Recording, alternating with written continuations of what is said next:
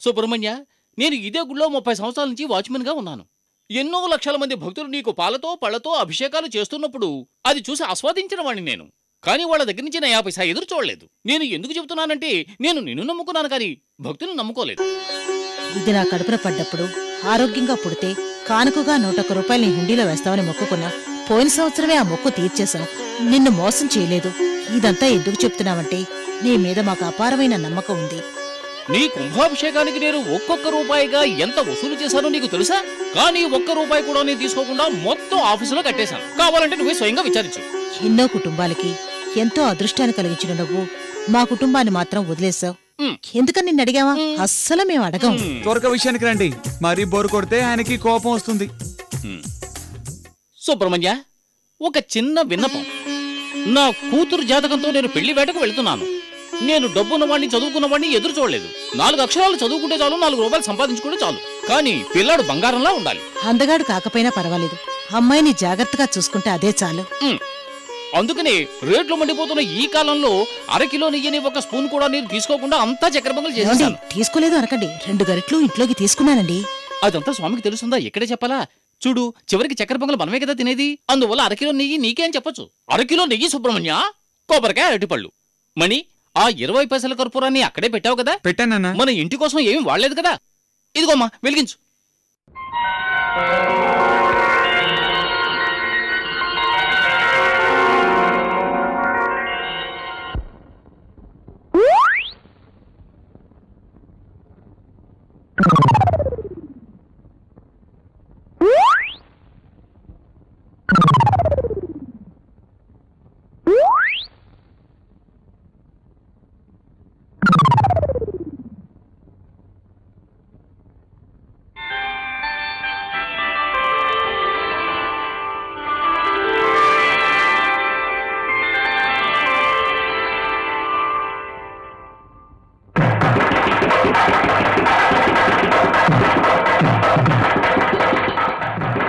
పెళ్లి కాని నవ యువకులారా, మా అమ్మాయికి ఎటువంటి భర్త రావాలనేది మా ఆవిడ ఎన్నో విధాలుగా ఊహించుకుని ఉంది.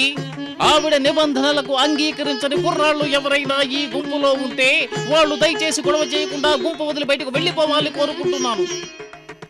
నంబర్ 1, చదువు. కాలేజీ మెట్లు ఎక్కిన కుర్రాళ్ళు మర్యాదగా వినయంగా వచ్చి ఇక్కడ నిలబడాలి. Follow me. మీరంతా ఏం చదువుకున్నారు? సైలెన్స్. ఎందుకయ్యా ఉద్యోగానికి వెళ్తున్నట్టు అంత హైరాణ పడుతున్నారు? మీరంతా పట్టా పుచ్చుకున్న వాళ్లేగా? అవును అవును. మామూలుగా 10వ క్లాసు ఇంటర్మీడియట్ చదివిన వాళ్ళు మాకు చాలు. బాగా చదువుకున్న మీరు మీతో సమానంగా చదువుకోలేదన్న కారణంతో ముందు ముందు నా కూతుర్ని మీరు చాలా హింసలు పెడతారు. అమ్మగారి తీర్పే చివరి తీర్పు. వెళ్ళండి వెళ్ళండి వెళ్ళండి వెళ్ళండి. నంబర్ 2, అమ్మా నాన్న లేని అనాథలు మాత్రం మా ముందుకు రండి. మీకు మా అమ్మాయినిచ్చే అవకాశం లేదు. పెద్దవాళ్ళున్న ఇంట్లోనే మా అమ్మాయిని కంటికి రెప్పలా చూసుకునే అవకాశం ఉంది. మణి, వెళ్ళండి వెళ్ళండి వెళ్ళండి వెళ్ళండి వెళ్ళండి. సిగరెట్టు, మధుపానం, పేకాట, గుర్రపందాలు. ముక్కుపొడు అలవాటు అదొద్దు, ఎందుకంటే ఆ అలవాటు నాకుంది. కాబట్టి ఇటువంటి చెడు అలవాట్లు గల కుర్రవాళ్ళందరూ ఇక్కడి నుంచి ప్రశాంతంగా నిష్క్రమించాలని కోరుకుంటున్నాం.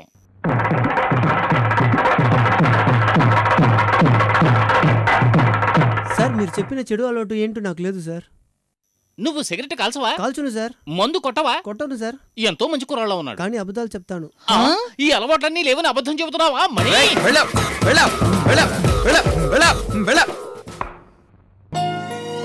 ఆఖరి కండిషన్ ఎంతో ముఖ్యమైన కండిషన్. మీరు నివసిస్తున్న ఊరిలో మీ తోబుట్టువులు తప్ప వేరే ఏ కన్నెపిల్ల కూడా ఇప్పుడు ఉండకూడదు. ఇంతకు ముందు కూడా ఉండకూడదు. ఇదేంటి స్వయంవరమయ్యా? మీకేంటయ్యా? మా అల్లుడు ఏ కన్నిపిల్ల కంటికి కనిపించకూడదు, ఏ కన్నిపిల్ల కంటికి మా అల్లుడు కనిపించకూడదు. ఏంటి ఇది అన్యాయంగా ఉంది? రండయ్యా వెళ్దాం.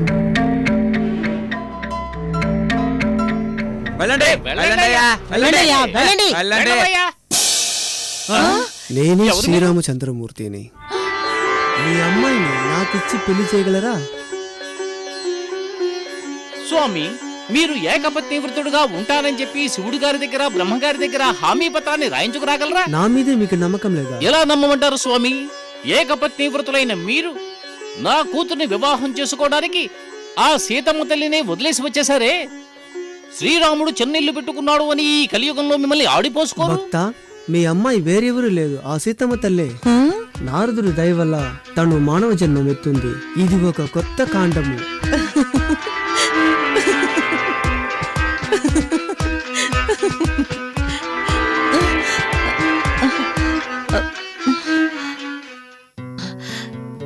మంచి కళని చెదరగొట్టేశారు కదండి.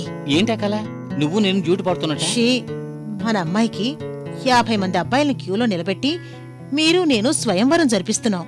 తాళి కట్టే సమయంలో మీరు నన్ను లేపేశారు. ఈ విషయం ముందుగానే చెప్పుంటే 10 నిమిషాలు లేటుగా లేపుండేవాడిగా.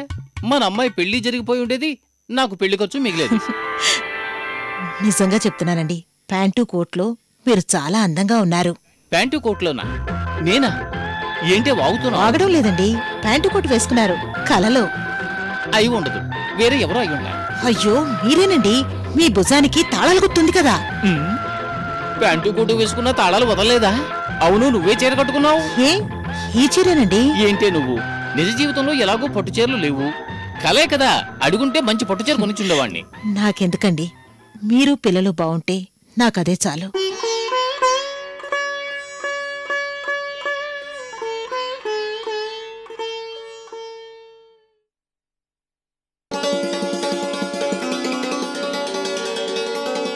అపరం, ఉన్న అబ్బాయిలోంచి వెతికి ఓ మంచి జాతకాన్ని తీసుకొచ్చాను. ఇది మామూలు జాతకం కాదు, బంగారు జాతకం. నీ కూతురు సంతోషంగా ఉంటుంది. అబ్బాయి నైవేలిలో ఇంజనీర్ గా పనిచేస్తున్నాడు. పేరు భాస్కర్. 2500 జీతం వస్తోంది. అర్థమైందా? వదిలిపెట్టకండి. 2500? అంత జీతం తీసుకునే అబ్బాయి మాకొద్దండి. నువ్వు ఊరుకోవే. నేను సుబ్రహ్మణ్య స్వామిని అది కావాలి ఇది కావాలని ఎప్పుడు కోరుకోలేదు. మొట్టమొదటిసారిగా ఫ్యామిలీతో వెళ్లి కోరుకున్న వెంటనే కోలారు బంగారు గన్నే నా చేతిలో పెట్టాడు. పేరయ్యా, రేపు ఉదయమే నేను నైవేలి వెళ్తున్నాను, నువ్వు రావే.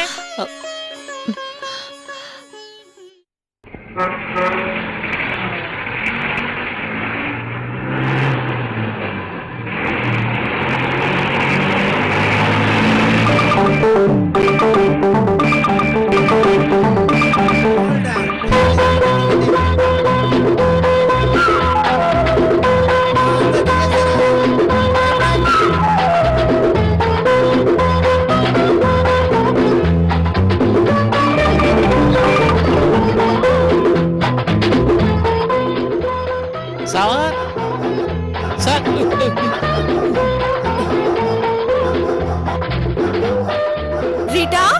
Rita! No, no, Rita. Whom do you want, please? Mr. Bhaskar. Yes, come in. Please catch a dog. Yes.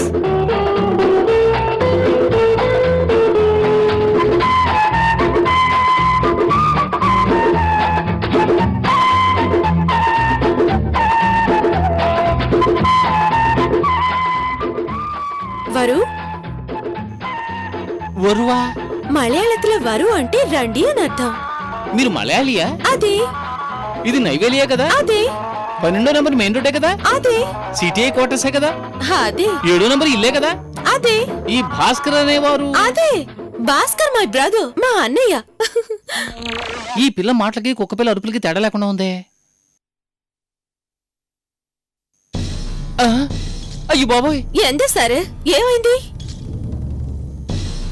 ఏంటమ్మా ఇంట్లో అడుగు పెట్టిన వెంటనే యేసుప్రభు ఫోటో? ఒక క్రిస్టియన్ ఇంట్లో అడుగు పెట్టి కానీ జీసస్ ఫోటో కాక ఏముంటుంది చెప్పండి?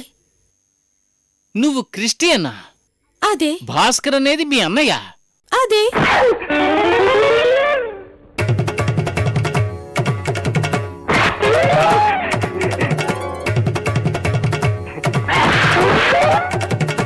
సరే సరే సరే. ఏంటి? ఒన్నిల్లే ఎల్లా ఎన్ పూర్వజన్మ కర్మ నా వరే. ఆ ఒక్క నిమిషం. జాయ్, నాకు జాయ్ ఐస్ క్రీమ్ వద్దమ్మా. అల్ల జాయ్ నా ఇంకొక అన్నయ్య. ఈవిడ ఇరికి జాయ్. ఏదో ఇరికి జాయ్, దాష్ ప్రకాష్, రేటా అనే ఐస్ క్రీమ్ పేర్లే వినపడుతున్నాయి.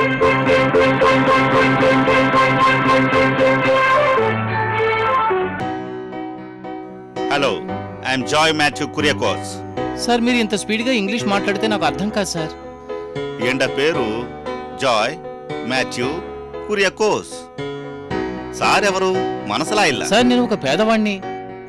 కుండూత్తూరు నుంచి నైవేలి రావడానికి చాలా బస్ ఛార్జీ అయ్యింది. జీవితంలో ఎంతో కష్టం. స్టెల్లా, ఈ ఆలుకూర 2 రూపీస్ ఇవ్వు. సార్ నేను డొనేషన్ కోసం రాలేదు సార్. నేను పేదవాణ్ణే. నాకు పెళ్లిడికొచ్చిన ఉమా అనే ఒక కూతురుంది. ఆమె జాతకాన్ని మా పెళ్లిళ్ల పేరైకి చూపించాను. ఆయన ఈ అడ్రస్ ఇచ్చి ఇక్కడ భాస్కర్ అనే ఒక హిందూ అబ్బాయి ఉంటాడు, అతన్ని వెళ్లి కలవండి, 2500 రూపాయలు సంపాదిస్తున్నాడు, వదిలిపెట్టకండి అని చెప్పాడు. హో ఎండ భాస్కర్కు పెళ్ళా? హో సరే, నిన్న కుట్టి ఎవడ? నేను చూడాలి. సరే సారే, నిన్న కుట్టి ఎవడ? ఎవడ కుట్టి?